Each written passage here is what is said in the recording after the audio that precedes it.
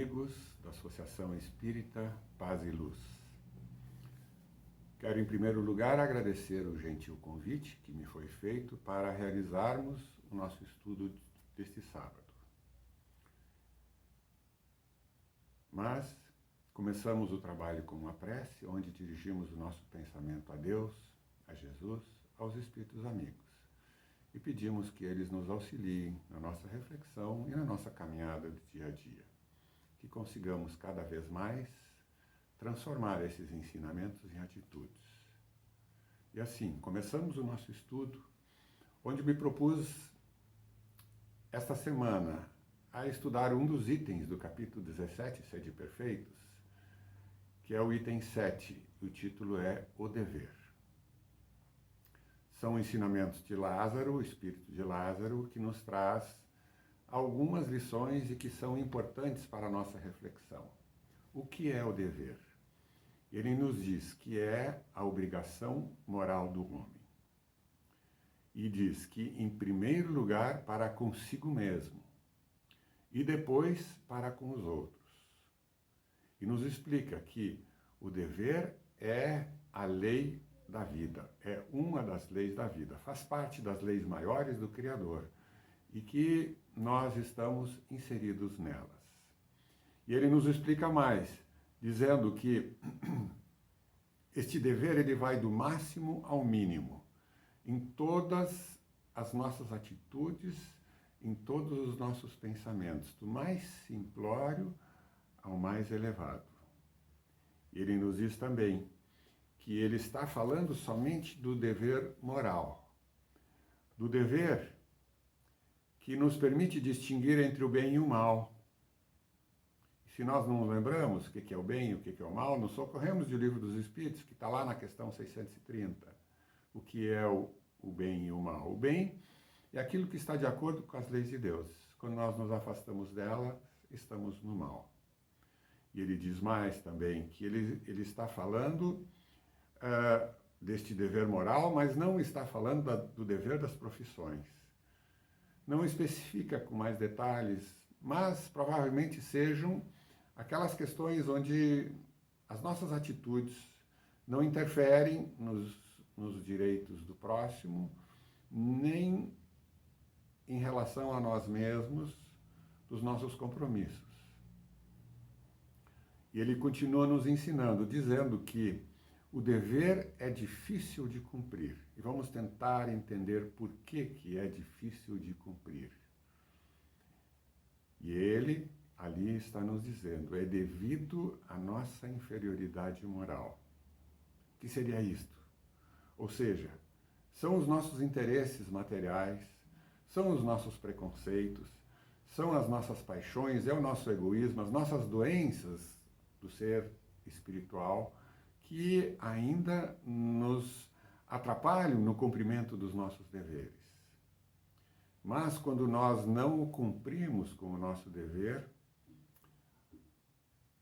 a nossa consciência nos cobra. Mesmo para aqueles que, não sendo espíritas e não sabem que as leis de Deus estão inscritas na nossa consciência, mas está lá em todo ser humano. E nós temos o livre-arbítrio para decidir o que nós fazemos. Se nós decidimos pelos caminhos equivocados, seremos responsabilizados. Falhamos com o nosso dever. E ele nos explica que o nosso dever, ele começa onde ameaçamos a felicidade do próximo. Ou seja, quando nós transgredimos este limite do próximo, nós falhamos no cumprimento do dever. E ele acaba também quando alguém transpõe esse limite em relação a nós. Nós, nos nossos costumes da lei humana, dizemos que o meu direito vai até onde começa o direito do próximo. É praticamente a mesma coisa. E continua nos ensinando, ele diz que quem cumpre com o dever ama a Deus a mais do que as criaturas. E as criaturas mais do que a si mesmo. Ou seja, este está vencendo as suas paixões, o seu egoísmo, as suas perturbações morais. E isto se irradia aos estágios superiores da humanidade. Então, ele explica que nós somos todos criados iguais dentro destas leis. E a dor é uma consequência do nosso desregramento, da nossa falta de compromisso com o nosso dever. Pequenos ou grandes, ignorantes ou instruídos, os limites são idênticos para todos os seres. E aí é preciso que cada um avalie o bem ou o mal que possa estar fazendo em relação à sua vida. Então a dor de transgredir as leis, ela é igual para todos sem distinção, não tem privilegiados. Ninguém pode alegrar a ignorância. Se elas estão inscritas aqui, as leis, e nós espíritas, com certeza, temos mais compromisso em relação a isso, porque não podemos alegar que não sabemos, porque a doutrina espírita é essa fé raciocinada que nos explica e nos deixa muito claro essas questões todas. Mas, lá no início da mensagem, Lázaro diz que o primeiro dever é para consigo mesmo. Vamos tentar esmiuçar um pouco mais. Qual seria o dom mais precioso que nos foi dado neste presente momento, a nós que estamos encarnados? O dom mais precioso, a vida. Então, quando nós infringimos esta questão em relação a nós mesmos e nós abreviamos a nossa existência, nós falhamos. O nosso dever é preservar a nossa vida.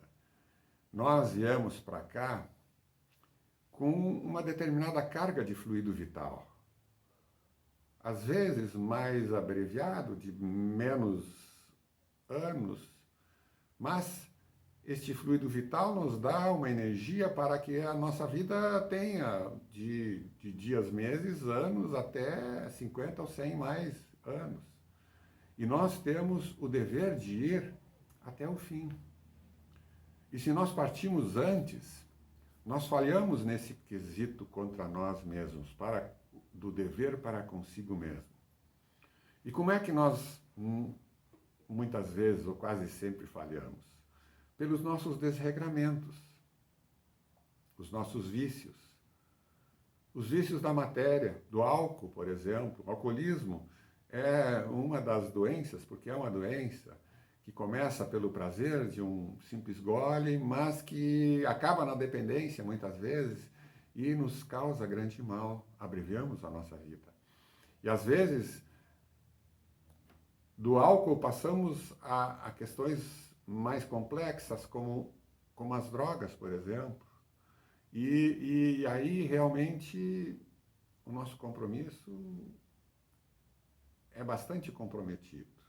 O cigarro é outro dos venenos que muitos de nós ingerem, naquele prazer momentâneo que aquilo nos causa. E estamos atentando contra a nossa vida. Estamos atentando contra o dever conosco mesmo. Alimentação também.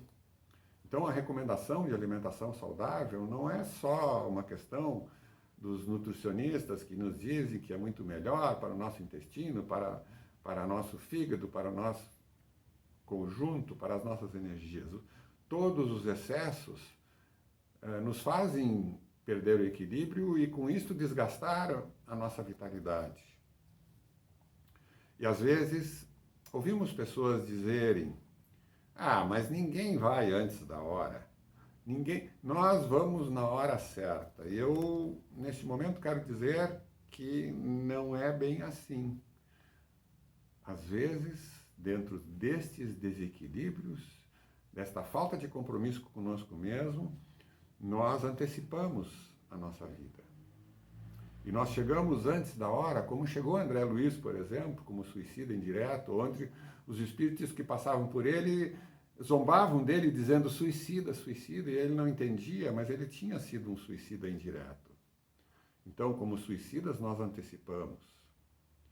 E nesse momento que o nosso planeta está passando, esta questão está muito presente.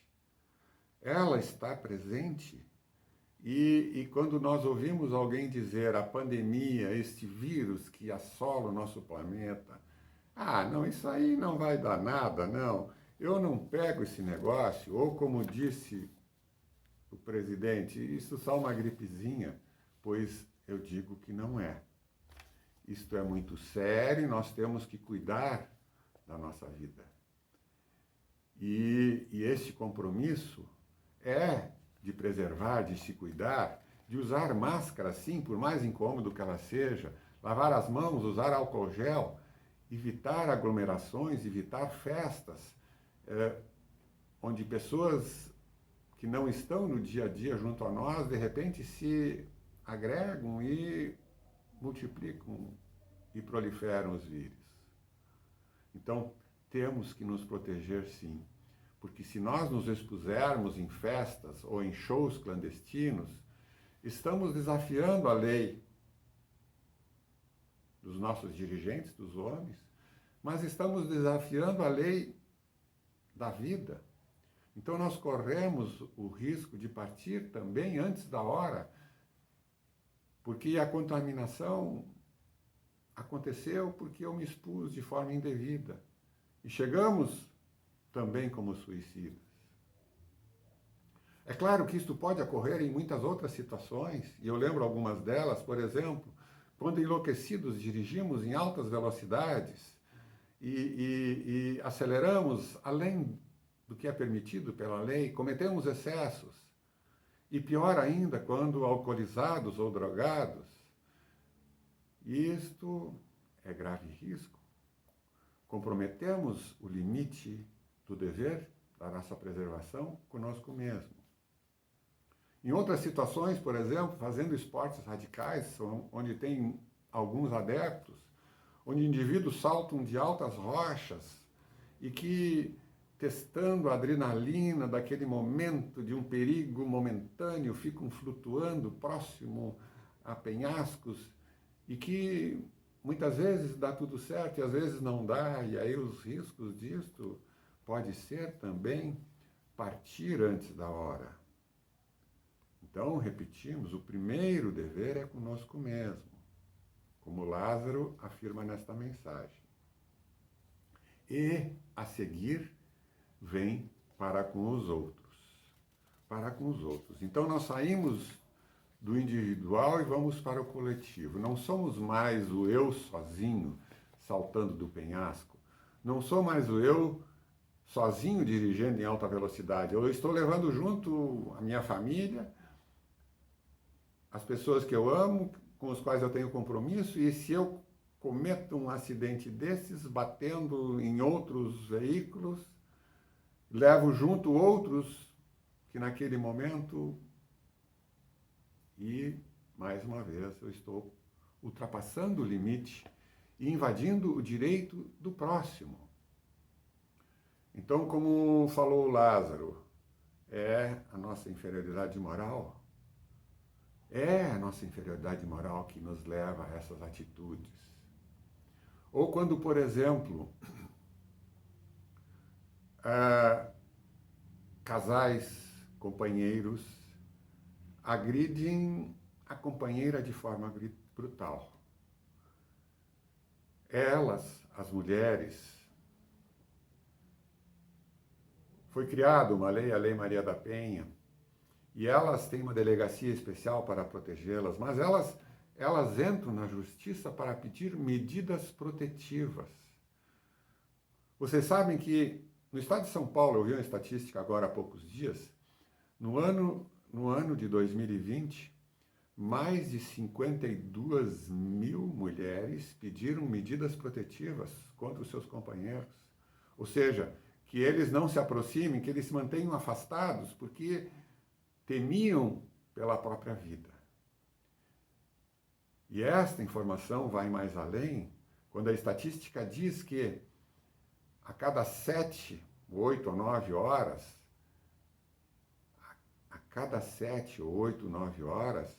uma mulher é morta por um companheiro. Então, isto é ultrapassar o limite dos nossos deveres em relação ao próximo de uma forma muito distante. Mas as mulheres são discriminadas de outra forma também. Só por serem mulheres, onde os empregadores, normalmente, ainda com a compreensão equivocada em relação à igualdade de todos nós, contratam uma mulher e o salário dela é 20% a 30% menor. E apesar de elas serem tão ou mais competentes que os homens, não têm a mesma valorização. Então, vejam que esta igualdade e estas questões de invadir o direito do próximo está ainda muito presente na nossa vida. E vou citar de passagem a questão racial ainda. Eu já abordei isso em outras palestras e outras exposições recentemente, onde o homem branco, a mulher branca, aqueles que têm a pele mais clara, discriminam as pessoas que têm a pele mais escura, mais morena ou negros. E apenas para exemplificar de que isto não é uma questão só nossa do Brasil, de povo menos desenvolvido, há poucos dias ficamos estarrecidos com uma entrevista que foi concedida para a jornalista Oprah, Estados Unidos, bem conhecida, onde o príncipe Harry e a esposa Meghan foram discriminados pela coroa britânica, onde a esposa do Harry, do príncipe Harry, estava esperando um filho e questionavam qual seria a cor da pele deste filho. E com essas atitudes, onde eles não especificaram exatamente, não foi a rainha, foi um conjunto de comportamento da coroa britânica, eles resolveram se afastar da família, se mudaram de Londres e estão afastados pela discriminação racial. Então, são episódios tristes e lamentáveis, mas corriqueiros ainda na nossa vida. Tanto na corte dos reis, que se julgam superiores, ou até nos estádios de futebol, onde o esporte é praticado e deveria ser simplesmente um esporte, onde negros são ofendidos e discriminados pela cor da pele. Ou no nosso bairro, na nossa rua, quando pessoas que moram ao lado, ou conosco mesmo, ou nós mesmos, em determinados momentos, ofendemos e agredimos. É a nossa inferioridade moral, que ultrapassa todos os limites. E voltando à questão da pandemia, os descuidados da balada, dos shows clandestinos, onde se juntam em grandes aglomerações, não usando máscaras. Voltam para casa contaminados e transmitem aos seus pais, aos seus avós. E esses que estavam se cuidando para não serem contaminados e sem saber, passam a também sofrer as consequências. Quais são as consequências desse desatino, desse desrespeito, do direito ao próximo? No caso do racismo, do feminicídio, existe a lei civil para punir. Agora, essa semana, eu ouvia uma decisão do Supremo Tribunal Federal que mudou um conceito equivocado em relação ao feminicídio, onde os homens que tiravam a vida das suas companheiras alegavam a legítima defesa da honra. Um verdadeiro absurdo e que valeu durante muito tempo para escapar a lei civil, para diminuir os seus compromissos. Hoje o Supremo eliminou esta questão. O homem não vai mais poder alegar, porque ela descumpriu com aquilo que eu entendia em relação à minha honra, ao meu respeito, e por isso eu tirei da vida. Não, não pode ser mais alegado. Mas no caso da pandemia que eu estava falando, fica um crime moral e a justiça não pune porque é difícil de identificar. As consequências existem e quem assim procede acaba se tornando um homicida, porque talvez não fosse a hora daquele pai, daquele avô partir e este que cometeu essa transgressão acaba criando a situação. E ele não será punido pela lei dos homens, mas será punido pelas leis de Deus. Vou relatar um breve caso que consta em André Luiz. Está em Mensageiro, Os Mensageiros, capítulo 13. É Vicente falando com André Luiz.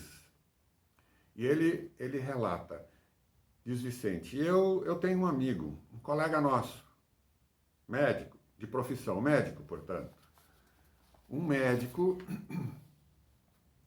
que se encontra nas zonas inferiores há anos, atormentado por 2 inimigos cruéis. Ele faliu como médico e como homem. Ele era um exímio cirurgião, tinha exímios conhecimentos na prática da medicina. Alcançou a fama e foi seduzido pela fortuna. E a partir daí ele transitava no meio das grandes fortunas. Ele foi desviado da rota. Ele estava falhando nos seus compromissos superiores.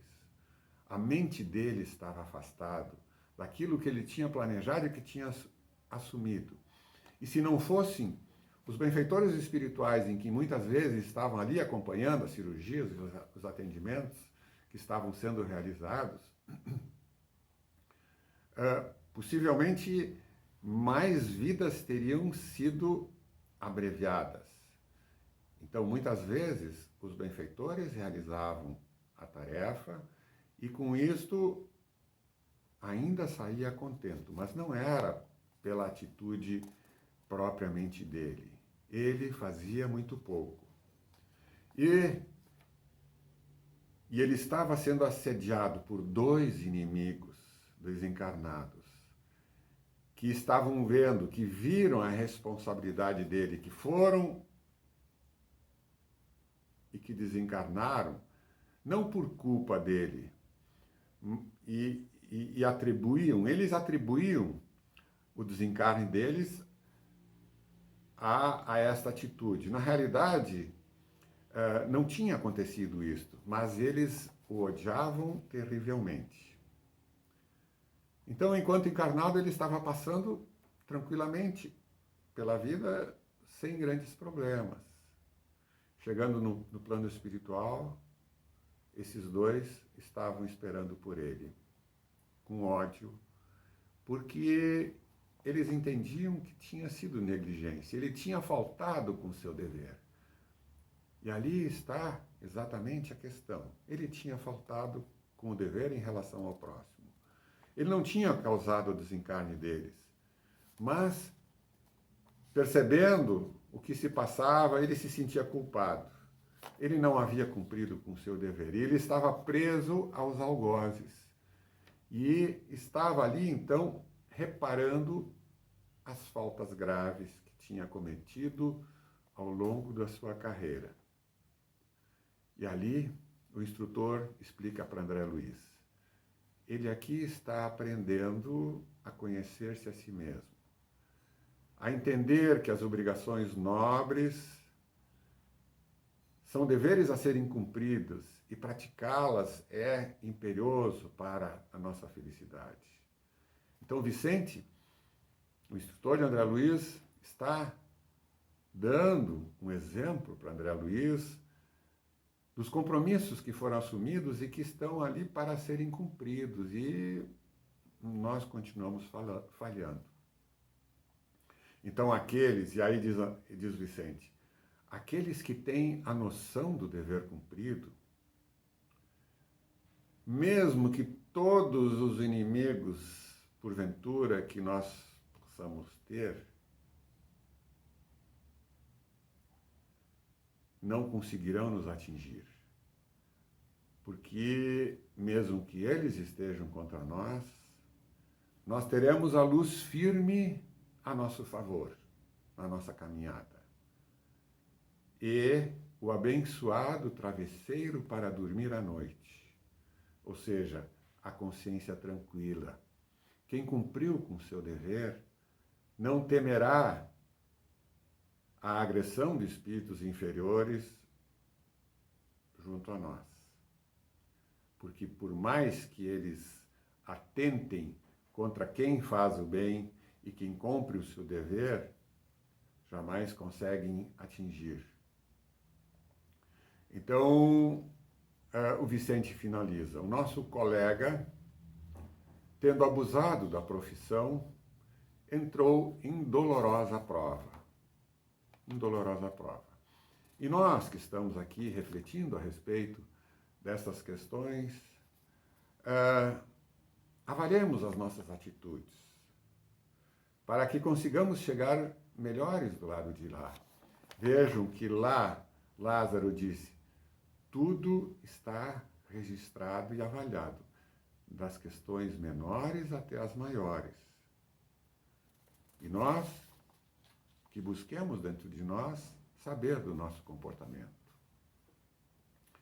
Para finalizar, o nosso tempo está chegando, eu lembro de alguém muito especial e que certamente cumpriu com o seu dever de forma integral.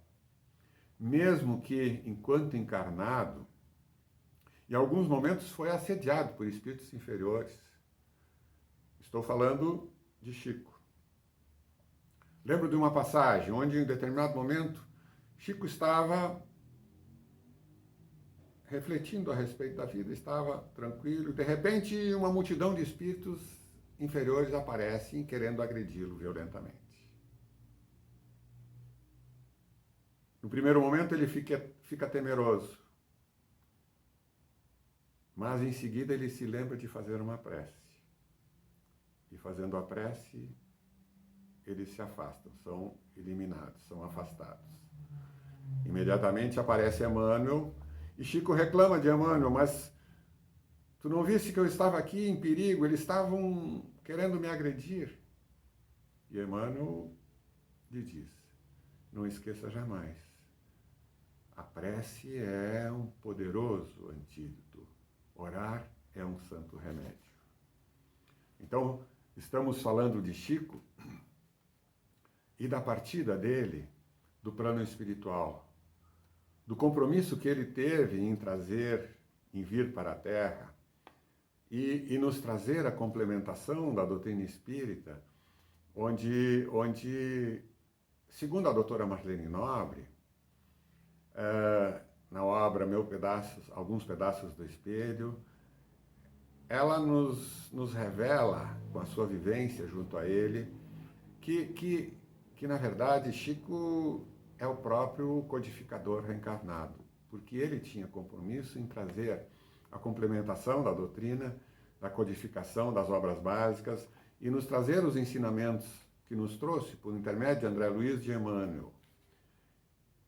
A doutrina foi trazida à luz em 1857 e agora, com as informações complementadas e com os exemplos de André Luiz, nós temos muito mais condições de saber dos compromissos, dos deveres que nós temos, porque em André Luiz, em Emmanuel, nós temos um manancial enorme de exemplos. Eu contei apenas uma história de um médico. Nós temos fantásticas histórias, e não são histórias, são fatos reais relatados pelos instrutores de André Luiz e pelo André Luiz, por intermédio do Chico, nos trazendo as informações para que nós, tomando conhecimento disto, passemos a mudar de atitude. Então, o convite que nós fazemos é: leiam o Livro dos Espíritos, conforme André Luiz, conforme Emmanuel recomendou a Chico, mas eu já li. Leia o Livro dos Espíritos, estude o Livro dos Espíritos, depois leia André Luiz, leia as obras de Emmanuel, estude, discuta, debata, sublinhe e encontre as respostas que busca em relação às suas dúvidas e passe a praticar isso na sua vida no dia a dia. É o desafio que nós temos a cumprir. É a grande tarefa de todos nós.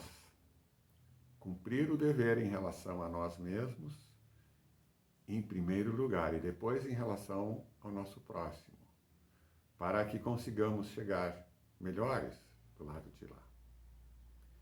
Então eu encerro com uma breve prece, novamente agradecendo a Deus, a Jesus, a ajuda recebida durante esta meia hora para poder falar a nós a respeito das lições e dos ensinamentos.